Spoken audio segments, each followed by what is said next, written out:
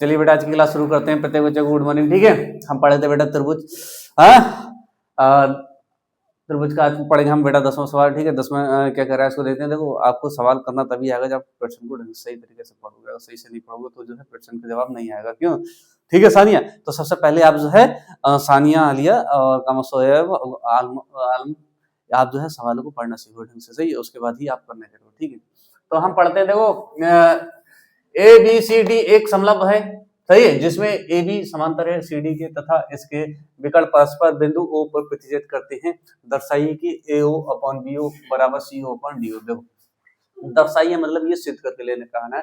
Answer आपको यही लेके आना है लास्ट में। ठीक है, हाँ, अगर लास्ट में अगर बच्चों का थोड़ी बहुत गलती हो जाए तो लास्ट में लिख जरूर ही आना, ताकि आपको नंबर पूरे मिल जाएंगे। ठीक है, वो एक जाली काम हो जाएगा, लेकिन काम लास्ट में लिख जरूर आना। अगर 2 नंबर का आए तो 1 नंबर जरूर दे देगा।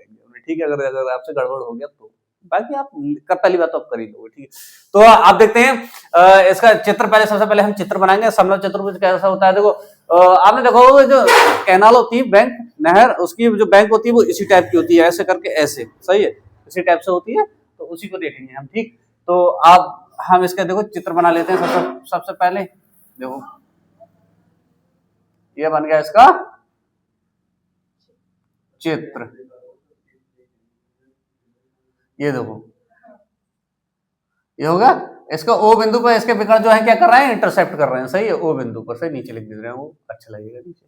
ओ बिंदु कर रहे हैं। अब नाम रख दे रहे हैं इसका A B C D. ABCD नाम हो गया।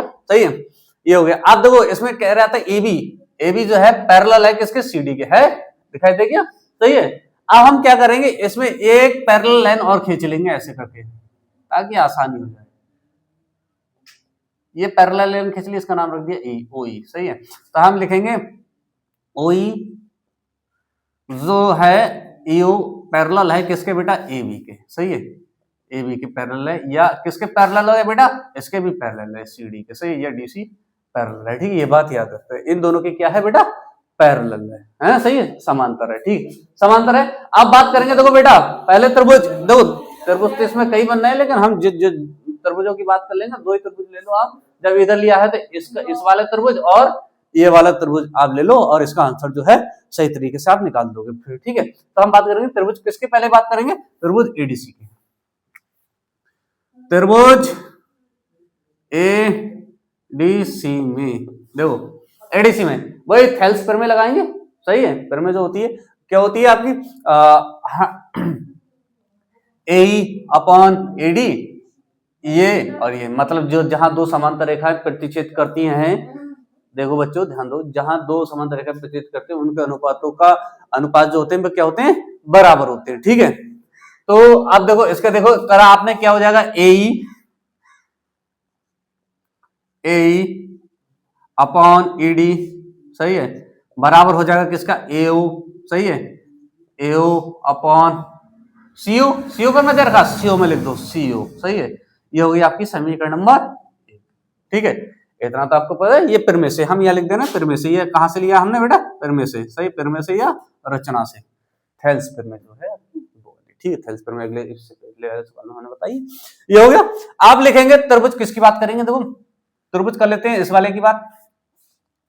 त्रिभुज एडीबी में। सही है, ए डी बी में। सही है, देखो एडीबी में ये देखो इसके पैरेलल है, ये वाली इसके पैरेलल है। सही है, उसके हिसाब से कर लेंगे, फिर सागपुर में लगा लेंगे। तो इसमें क्या हो जाएगा, देखो डी। सही है, क्या हो जाएगा, डी ई अपॉन ए ई। सही है, ए ई और इज इक्वल टू क्या हो जाएगा आपका बेटा, डीओ डीओ अपॉन कितना हो जाएगा, ओ बी।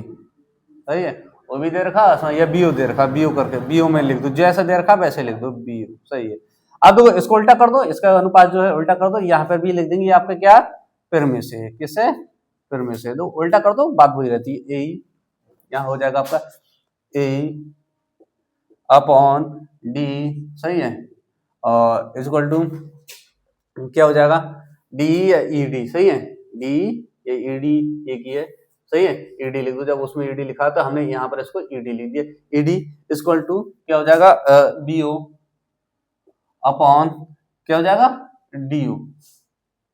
सही है, ये हो गया डीयू, ये समीकरण 2 हो गई। अब तो देखो कुछ रहा ही नहीं, सवाल हो गया।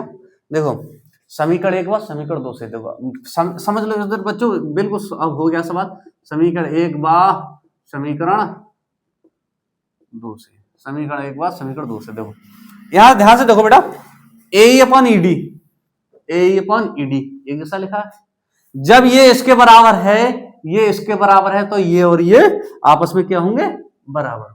ये और ये आपस में क्या होंगे, बराबर होंगे। फिर साथ देख लो, जब ए अपॉन ईडी इस इतने पोर्शन के बराबर है, इधर ए अपॉन ईडी वही पोर्शन इसके बराबर है, तो ये वाला पोर्शन इसके बराबर नहीं होगा, होगा तो वही लिखना। हमको क्या लिखना है, ए अपॉन